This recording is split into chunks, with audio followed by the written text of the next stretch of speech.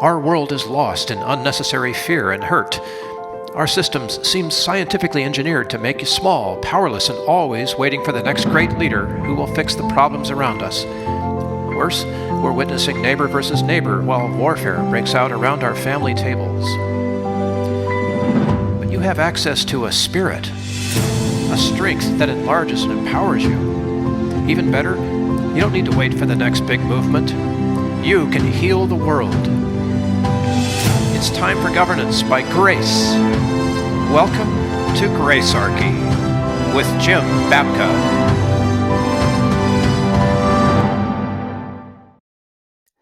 Well, people, we're back, and 2024 is with us. What a year this will be. The year of abundance, according to those people who believe in such things. And that would include me, because I need abundance right now. We all deserve a little more of that. But we've started out with something else. We've started out with a huge opportunity or two for grace. And if you trust us to stay with us here for about 40 minutes, we're going to discuss something that's really important right now in America, intersectionality. And we're going to do that in the context of the president of Harvard University, who has resigned. Claudine Gay is no longer the president of Harvard, because that gives us an object example of a way to illustrate Jim's incredible talents here in this area. And I will say this now, having worked with Jim on this podcast for a while, you can hear a lot of regime media stuff out there because it sells. But the only place you will get the insights that come from the middle road almost between those two extremes is here on Gracearchy.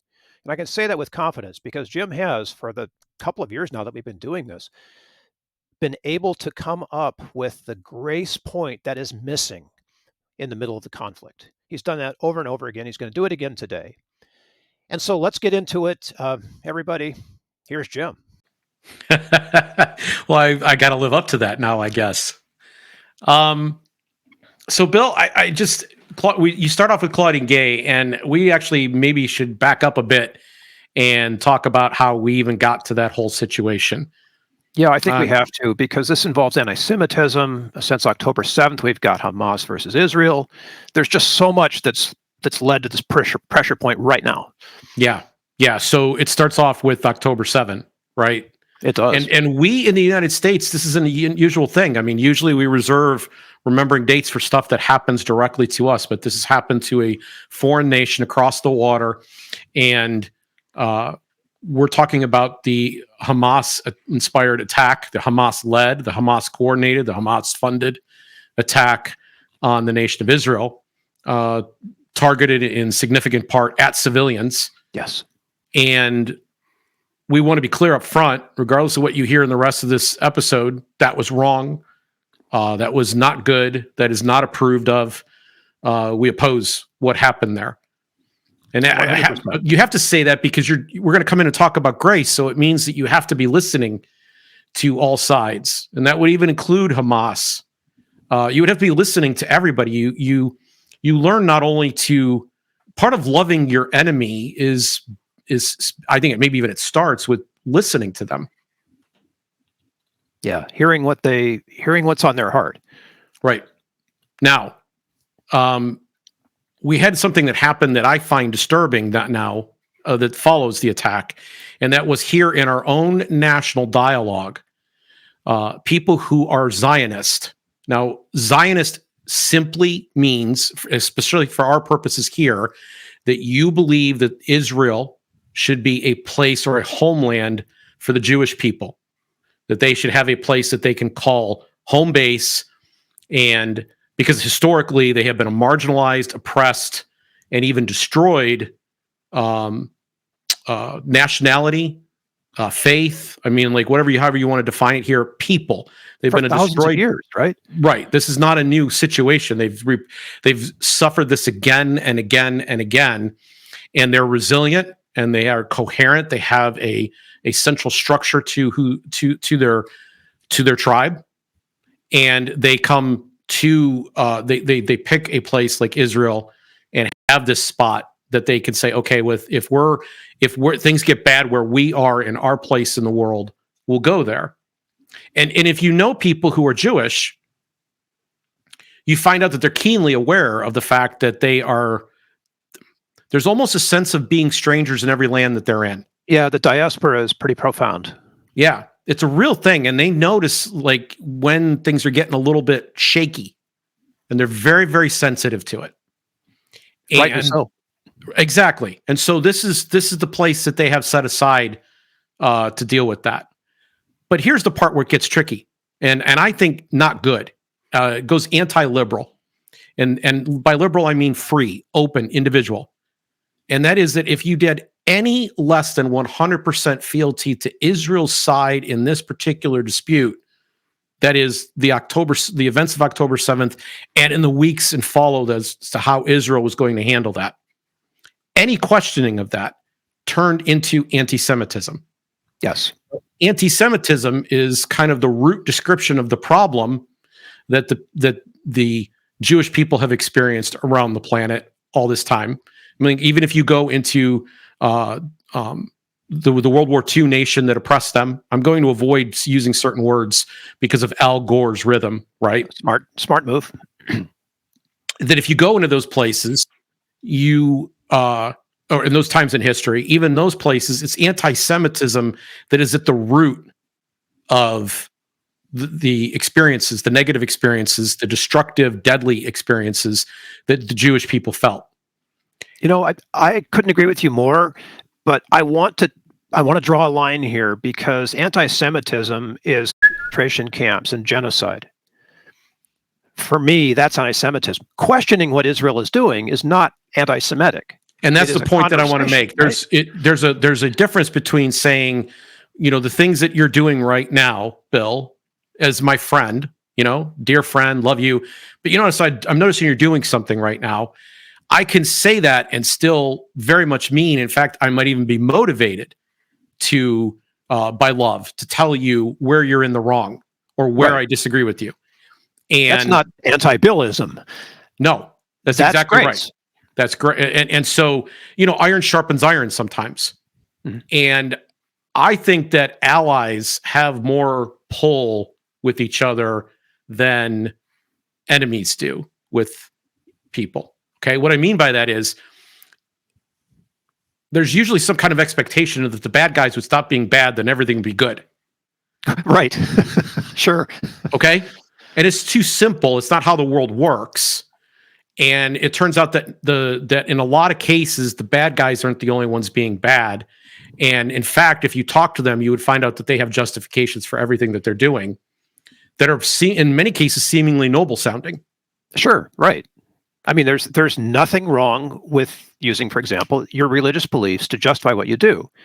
Now, if it breaks things and hurts people, you will be counseled. Yep. Right? Yep. But your religious beliefs are fundamental to who you are, and we shouldn't have to question your religious beliefs when we question your behavior unless it's necessary to prevent harm. Okay, so I'm just to put it completely on the record here, attack on October 7th wrong, but that doesn't mean that necessarily the way that Israel responded after is also right. Yes. So we should be able to be mature adults and have that conversation. Now, unfortunately, when it becomes a situation where you're, not only are you against us because you weren't 100% for us, but we're going to label you an ugly pejorative. You are now an anti-Semite. You are basically sweep me under the rug, the same rug as all the Nazis. No, thank you. Then what ends up happening is that there's a coarsening in the conversation that occurs on both sides. They dig their heels in deeper, and you start to, and the ugliest rhetoric is what rises to the top, not the place where people are trying to meet and convene and have a real conversation with one another. Right, because then it becomes about selling the media's latest advertising pitch and not about the solution. Okay, so into this maelstrom, Congresswoman Elise Stefanik had university presidents sitting in front of her. And there is a opportunism that's occurring here on the part of the Republicans. It's going to be a sub-theme through everything that we're going to discuss today. Politics itself is a conflict machine, or let's be more precise, politics is nothing but a conflict machine. It is designed to create a situation where sides, gather into tribes, they separate, And as the argument intensifies, they become less concerned about the actual issue that maybe divided them in the first place, and much more about seeing the other side lose. And here's the key thing: in a conflict machine, coercion is going to be applied. We're going to get our way, and as long as we have the power, and we're going to enjoy tasting the delicious tears of our opponents. In politics, in the conflict machine, there always has to be losers. Often there may be some winners, but it's not required. What's required is that somebody has to lose. It has to come at the expense of somebody. So our way forward is because somebody lost the battle, not because the right idea won the way. Yes, and there's no room for consensus and continuing dialogue. It's about beating or defeating my opponents. So when Stefanik has these progressive, woke university presidents of elite institutions in front of her, and you have a right-wing populist movement that is largely in agreement that they are supportive of Israel, she has an opportunity to strike hard and divide the party. And that's what this is about. The Democrats are divided, so of course Republicans are going to exploit that division. It's as old as warfare, divide and conquer. Right. So that's what's going on here. I want to be very clear that the questions that Elise Stefanik asks are about politics, and they were about scoring points. Yeah, they had nothing to do with policy or what's the right thing. They were all about exploiting the division that exists. I'm not letting off the people who are sitting on that panel. We'll come to them a bit later. Yes, we will. But where I want to go now is that Elise Stefanik and others of her ilk were just very recently, let's go back to pre-October 7. Let's go to September of 2023. I know this is a long time ago. It might be hard for you to remember. Yeah, in computer time, it's decades, but it's only really 4 months. Concerns about cancel culture were prominent. And we were getting stories daily almost dropping of government's role in censorship. And those were at the top of the feeds I was reading. Well, we ourselves were part of that too. We got caught up in the fervor, and one of our shows got censored. Right. And we're going to have a whole lot more to say about this going forward, because these First Amendment rights that we have and this First Amendment spirit that we have. See, I'm not one of these guys that thinks that it stops at an amendment and it's just about the government or it's just about politics. Grace, the ability to have grace, the ability to understand your opponents, your enemies, the ability to steel man all of them, starts with listening. And that means we have to have a robust free speech, free press, free association, right to petition for redress of grievances. All of those things have to exist. Freedom of religion, all of it has to exist. It's necessary that it not just exist in some narrow legal confine, but that it be dominant and robust, and it be a spirit of the American people. And it should be a spirit everywhere, but we're here talking mostly to Americans in this show. I am an American, you're an American.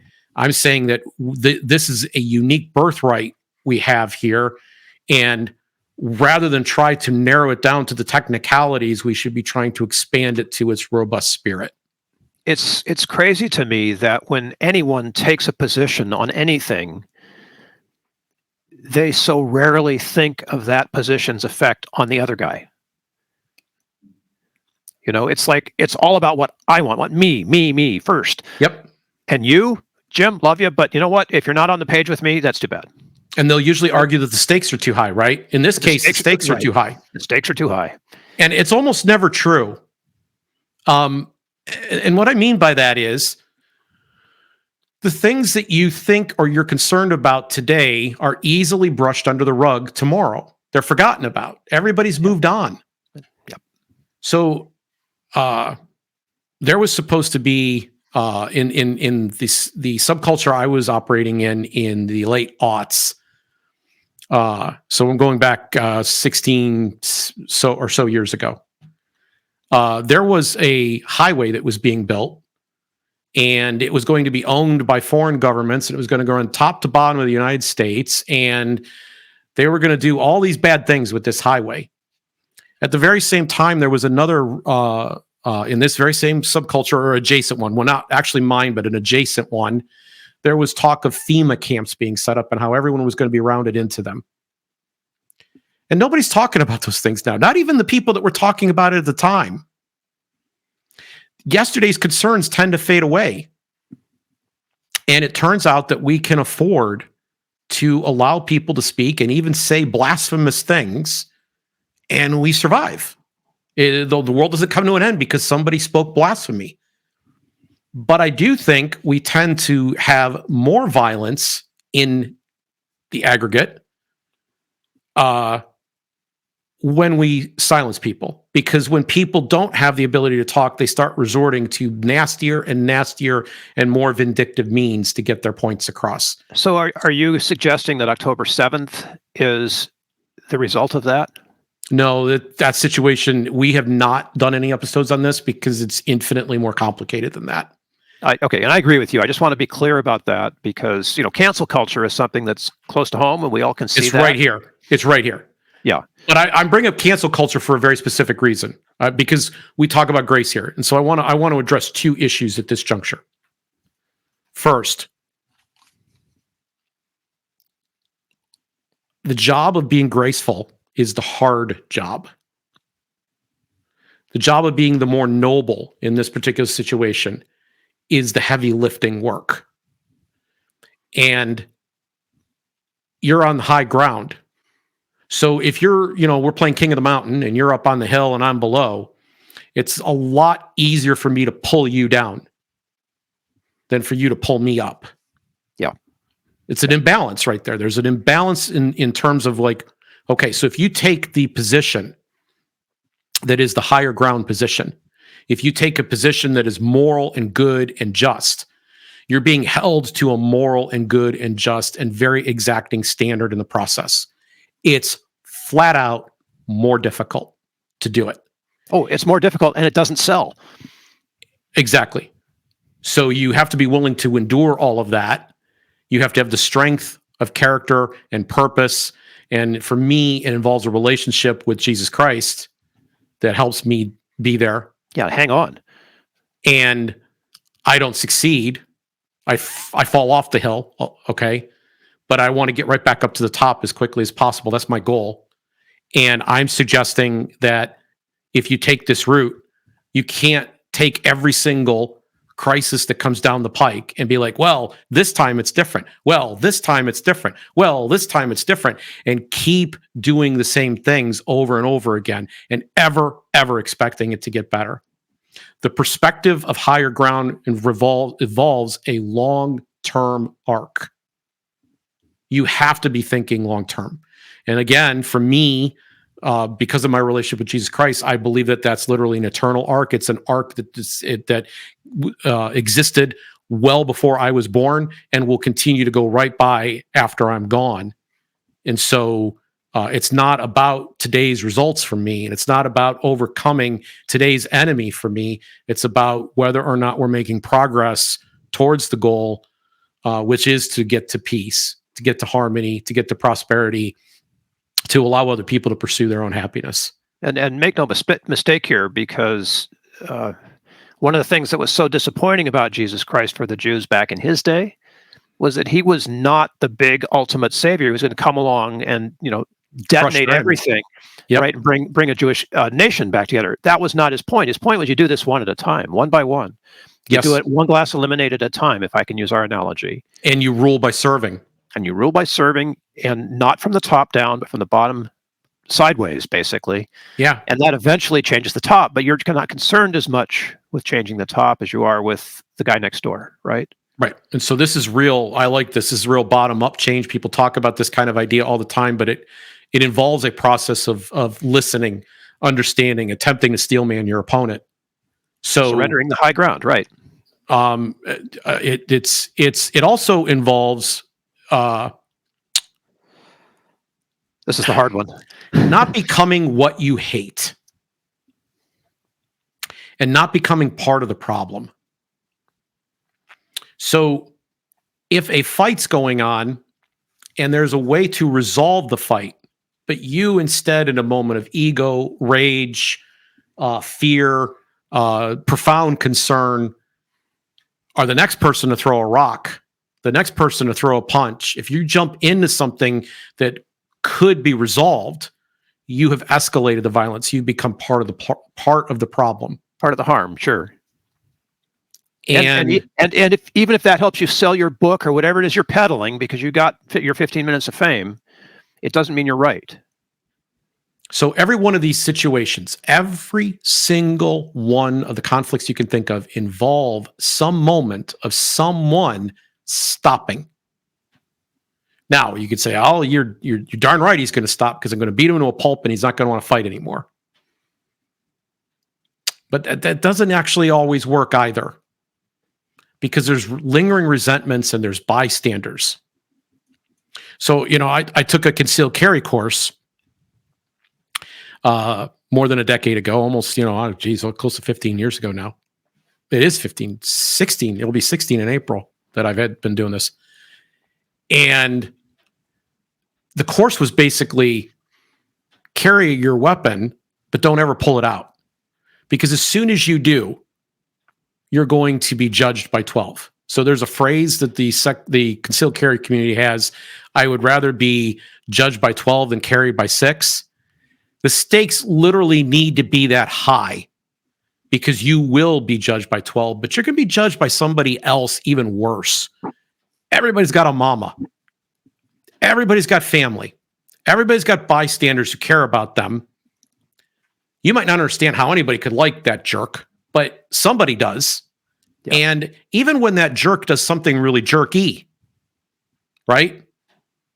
They still he came in the house and he was breaking everything up and he was attacking my son and beating my son to a pulp, and I shot him in the head. And people go, "Did you really have to shoot him?" That's what his mom will say. "You didn't need to do that. You could have talked to him. He's my boy. He was always so sweet, right? He was so good. He was virtuous." Like, you're going to see pictures of him when he was 8 and he was bright and smiley and innocent, because people care about him too. So the idea that you're going to be able to beat somebody to the ground, yeah, you might knock the fight out of them. I'll grant that, but you're asking for future trouble. And it just isn't the best way to do things. Long term. Today, you might get away with something. Long term, no. I wish that we could look back on history and say that there's proof in the pudding somewhere. And I believe, Jim, that there is. Oh, there's proof in the pudding that occurs all the time. All the time there's people that choose peace and over violence. There's people that do this all the time. But in spite of those people who are not nameless, faceless, they're actual people that you can name. Yeah, well, let me give you a very common example, because we like to honor him, but the only reason that we bother honoring him is because he's dead. I want to be clear about this, because at the time that he was alive, many of the people who will now invoke his name would not have been on his side. And that's Martin Luther King Jr. Yep. So that's our famous American example of going out there and saying, he called it nonviolence. He would literally go into the teeth of the violence, have it carried out on him. He would train others to do the same thing. They would have it carried out on them. And through that, they achieved social change. And there's like Gandhi's shoulders. He stood on Gandhi's shoulders, who stood on Tolstoy's, who stood on the New Testament. He read the Beatitudes. There you go. All of this. So I don't want to contribute to the problem. I don't want to enter and pick a side. I don't want to pick Elise Stefanik's side in this. That's not what I want to do. I don't want to. I understand that there was political opportunism here, and now everybody's getting scared. I can't believe what's going on the campus. Did you hear about these incidents? And they should have done whatever. And like, now you're going to pick a side. There you go. Now you're part of the fray. Right. You're not going to bring harmony and peace to this situation. So walk us through this partisan thing on intersectionality and set it up for the grace points we want to make here. Okay. So we've already laid out that this was a Republican exploitation of Democratic division. Right. And Stefanik is savvy. I mean, the way she did, the question that she asked, the way she phrased it was brilliant, because it put these university presidents on the spot. Yeah, they had to take a position. They couldn't equivocate on this one. They couldn't, and they tried. And in fact, the fact that they all gave roughly the same answer, the answer was unsatisfying. Just objectively speaking, I don't care which side of this thing you're on.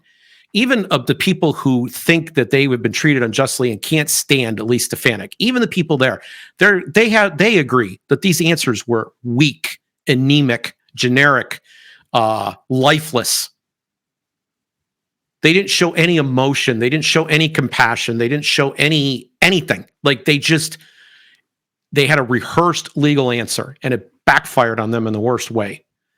But if you think that it backfired on them just because they were emotionalists, you don't understand what their motives were. We've covered Representative Stefanik's motives. Now let's look at them. And their motives were that they are part of a program or a philosophy or a way of thinking that involves a term called intersectionality.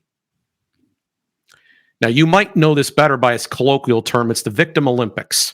The Victim Olympics. Is this also critical race theory, or is that related? It is related. Yes, it is related.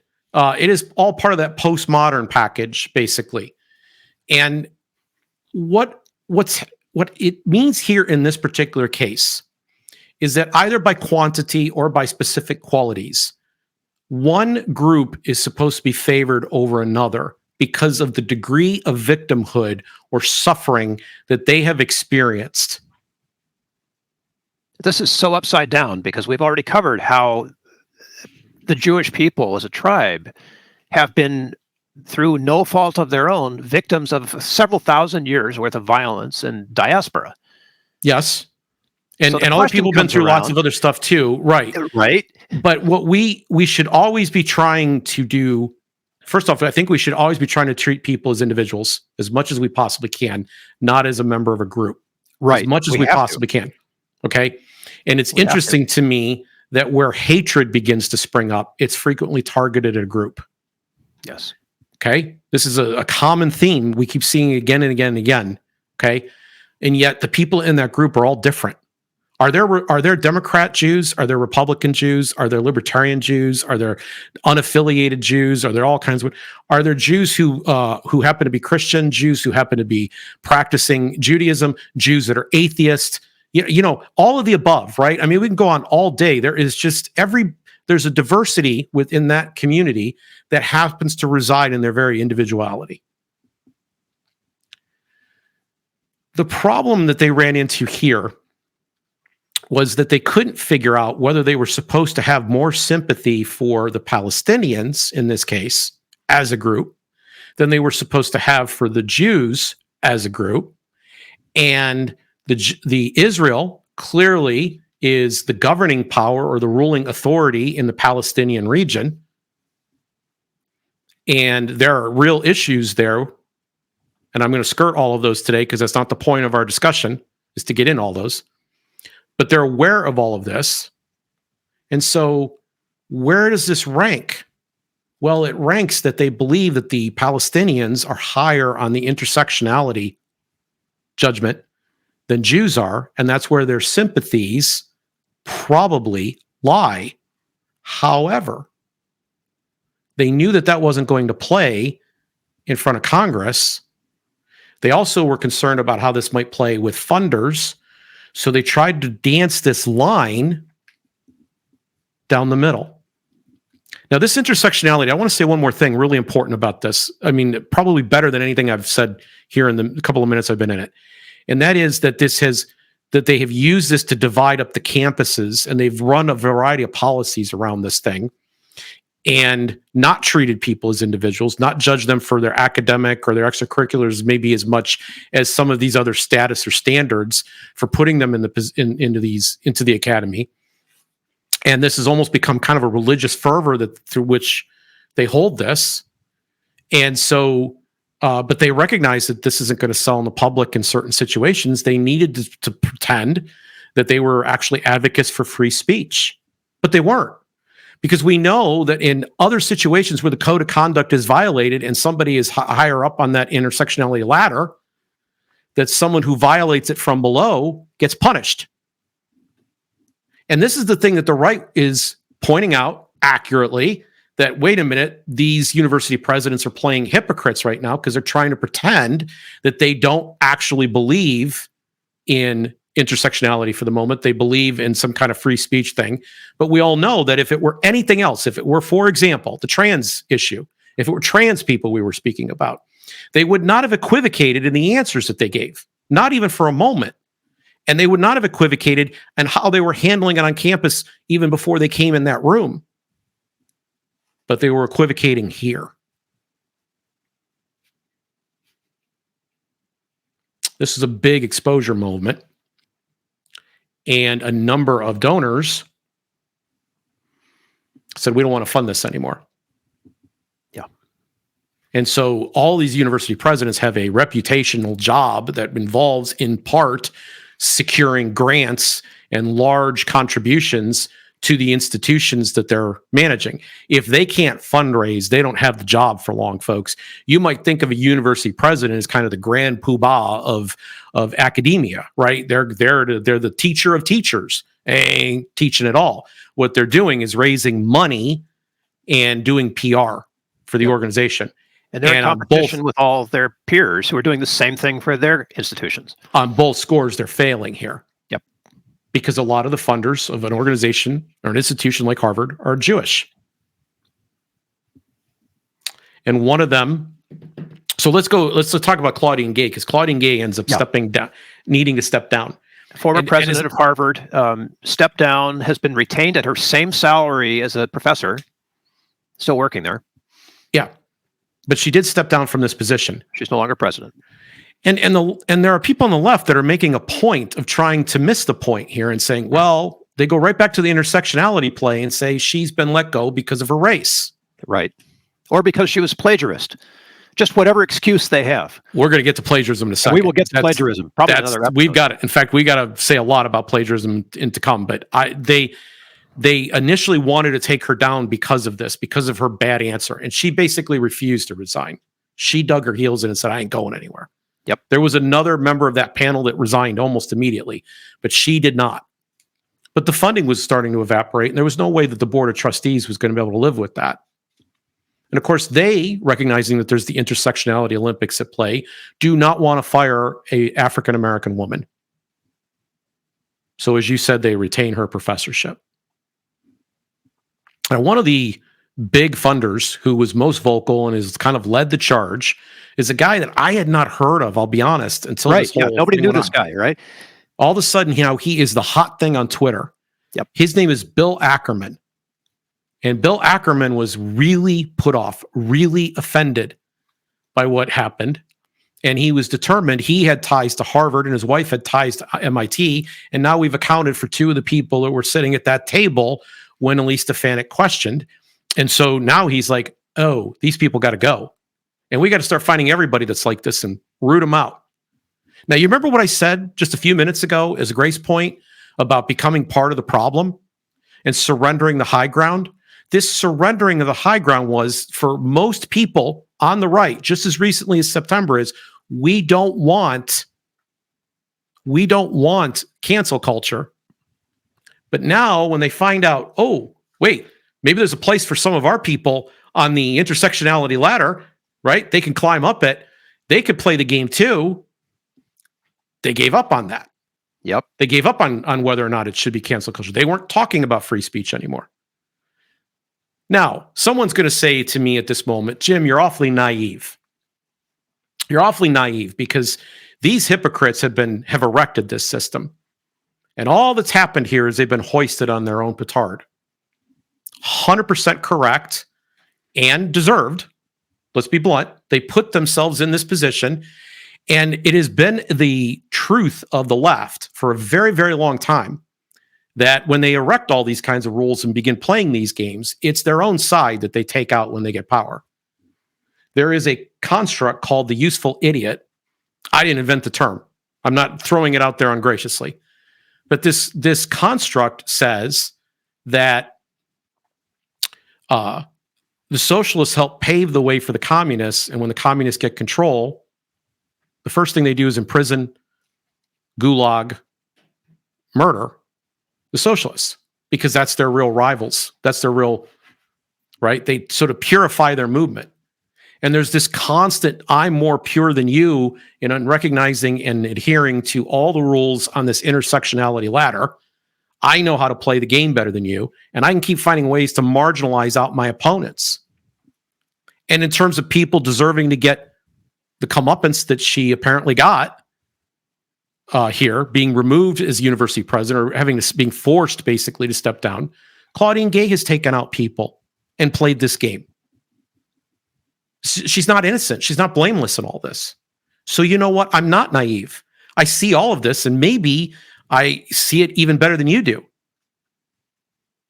But I don't want to sully myself by playing her game and being just as bad as she is. That's not what I want to do.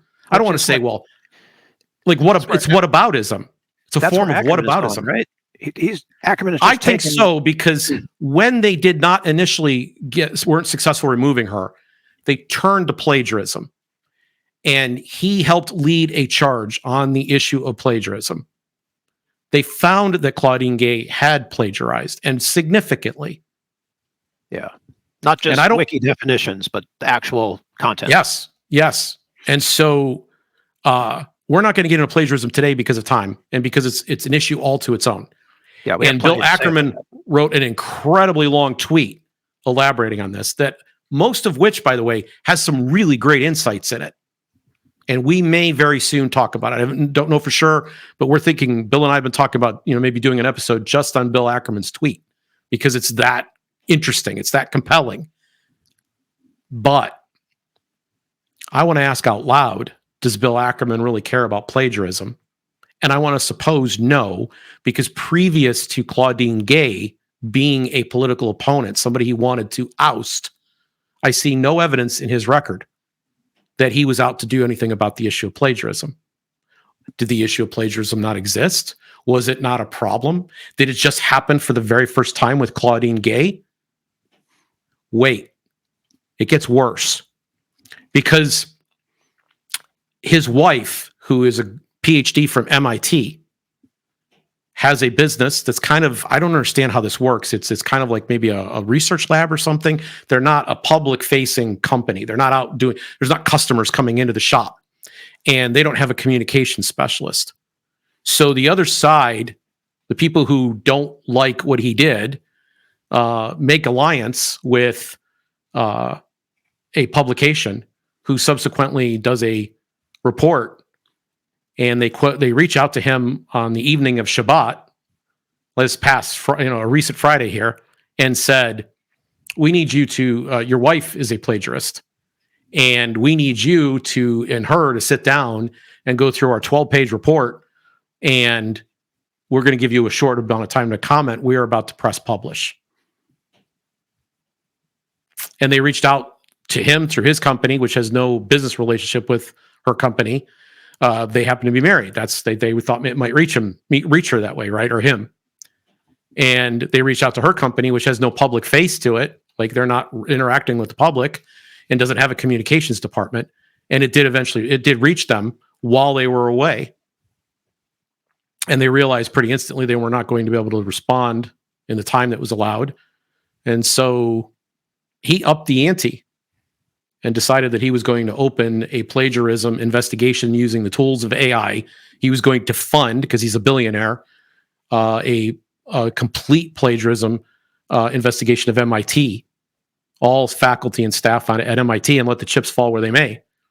Everyone was going to have to come out of the cold, and we were going to have to start having a real discussion. Now, as I said, the tweet has a lot of profound thinking in it, and I would prefer to think that he really cares about this issue. But he has explained for himself on Twitter, X, I guess they're calling it now. He has explained his motives, what he's doing. I'm reading what he wrote. These are clearly actions of conflict. It's always kind of stunning. Cops come up to a scene after a fight, and both guys will point at the other and say he started it. And the cops don't believe either one. And he started a fight, and he's surprised that people want to fight back. They want to punish him. Because this is what happens when people start fighting. You see the escalation here?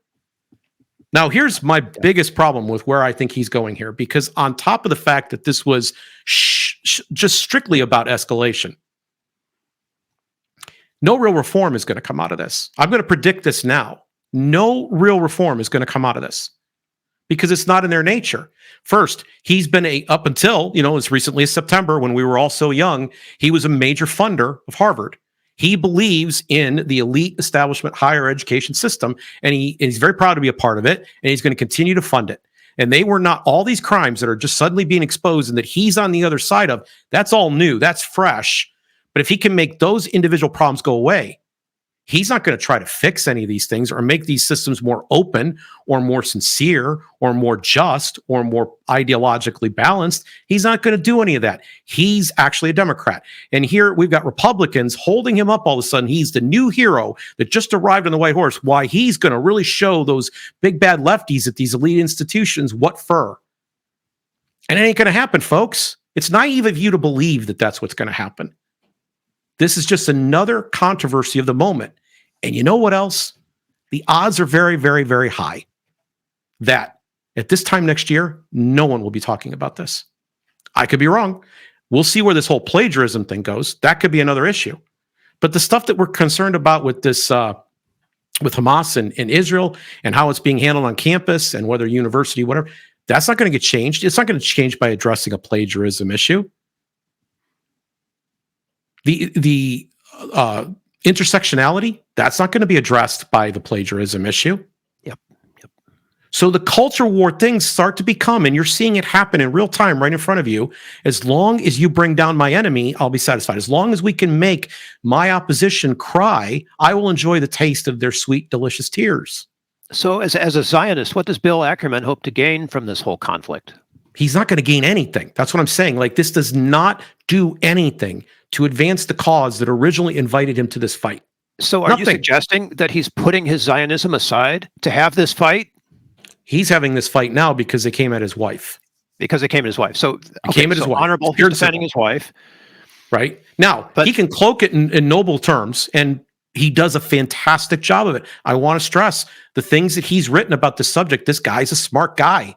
Yeah. And from my perspective, this is long overdue.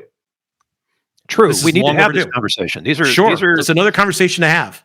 Okay. Let's get to a point of where the facts are on the table, and then let's do something to reconcile everything. That should be the position that we have consistently.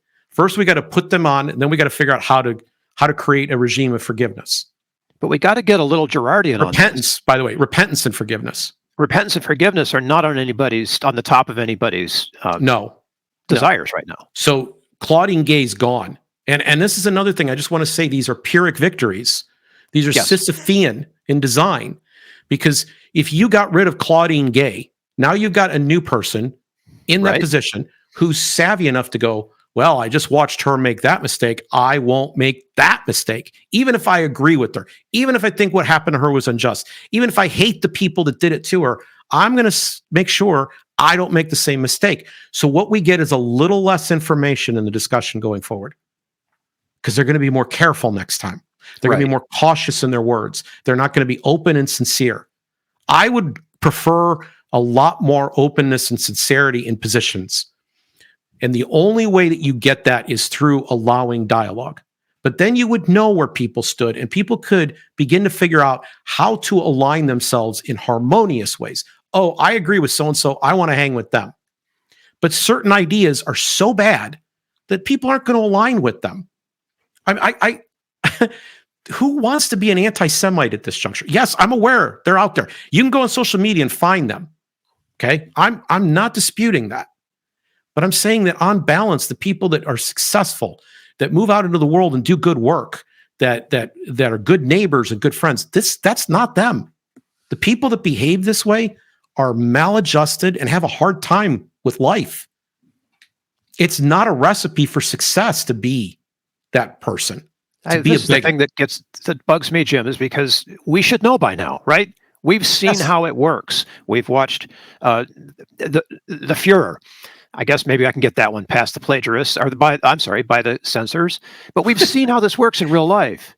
When Yes. people try to become this way. I mean, look at Putin's thought he was having a cakewalk. Here we are, whatever, 2 years later.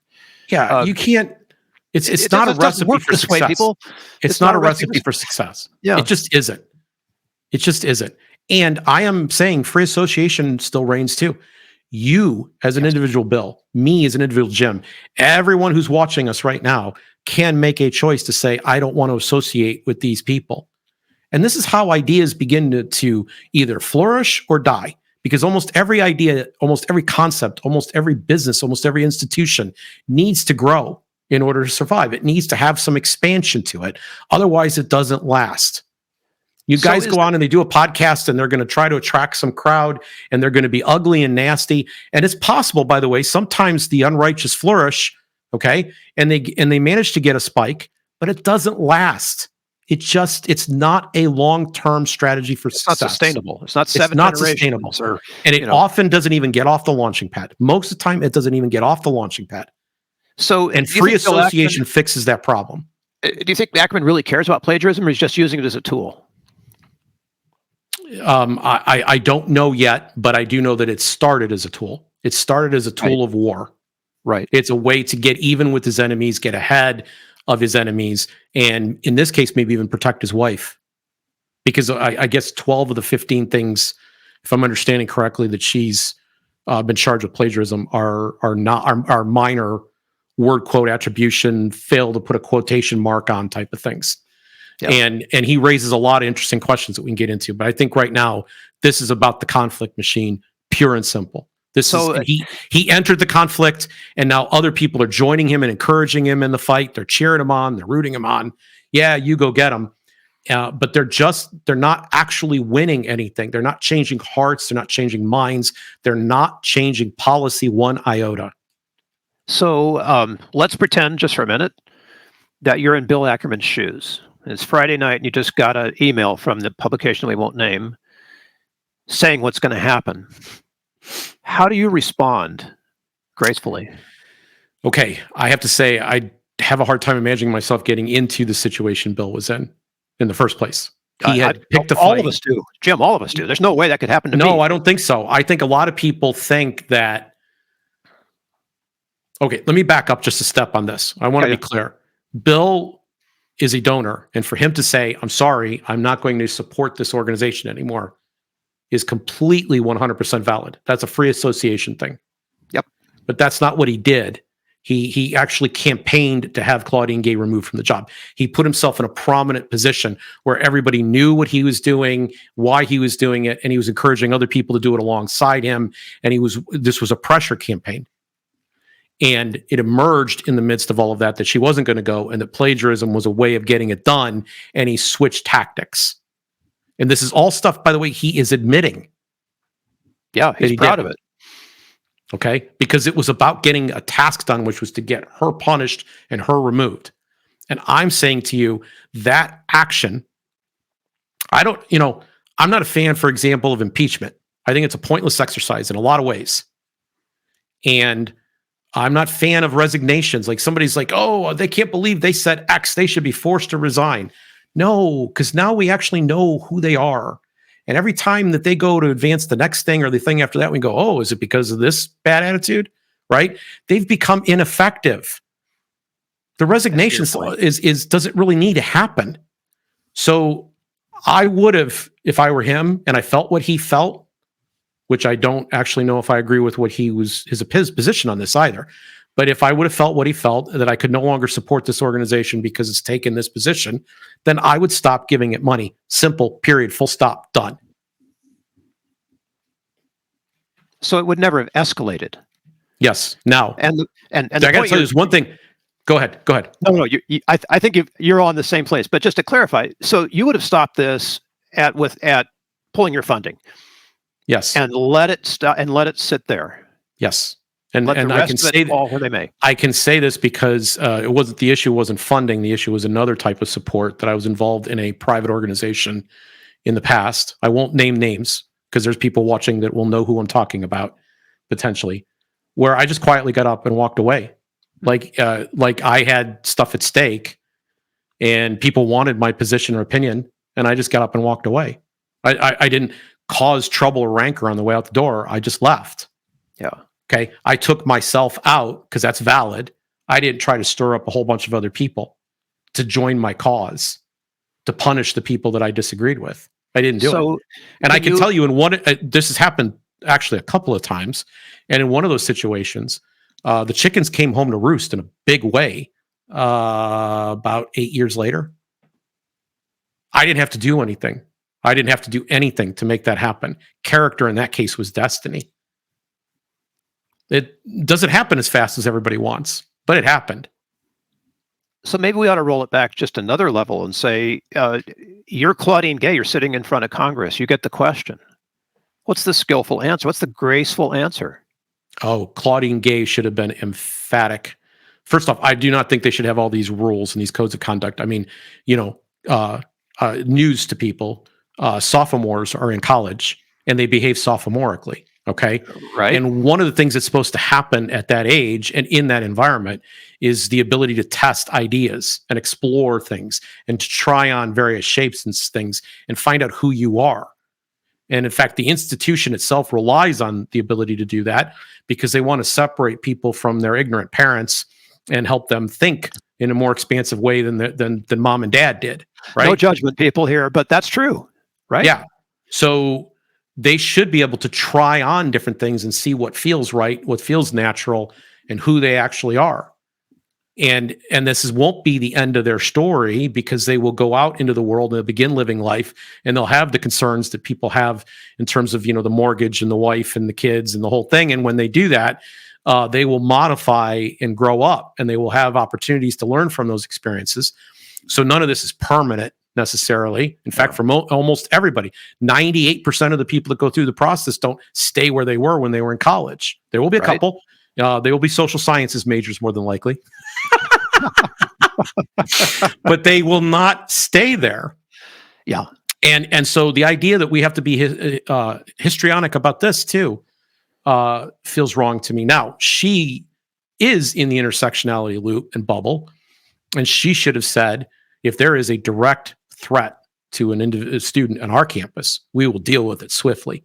And threats, by the way, take a whole new level. This has nothing to do with free speech. I can't go around threatening to punch people in the mouth with my bat that I'm holding in my hand. I can't threaten to bat somebody in the mouth while I'm swinging my bat in my hand. I can't do that. That's assault.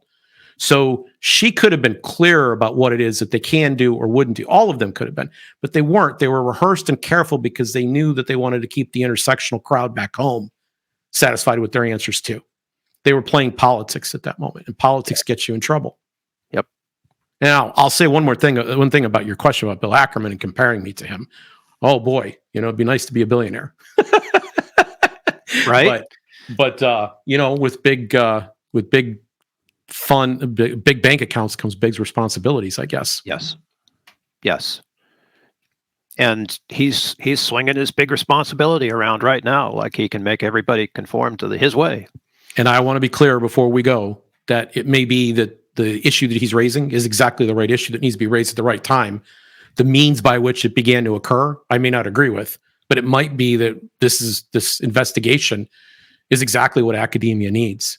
And we may get into this in a future episode. It's a great use for AI, right? To have AI go out there and do this. But that's the whole conversation. That's a great conversation. We've got to have that. Right? And it might be that the way to have that conversation is actually literally his tweet, because it's really masterful. Oh, it's beautiful, and it's going to be remembered. Yep.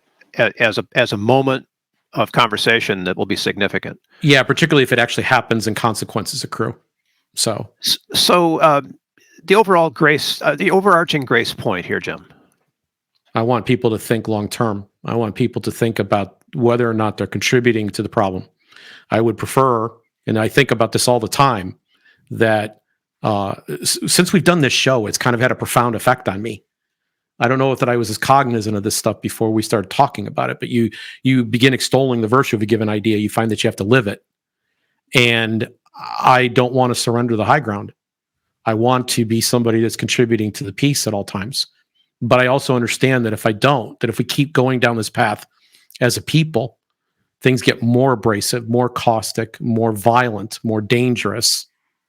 It escalates. So I would prefer to be a de-escalator. And what I fail to see on all sides leading up to Claudine Gay's release, and I do mean all sides that have got into this pitched fight, is that they are more interested in escalating and defeating their enemies than they are in actually changing the policies that they originally professed to care about.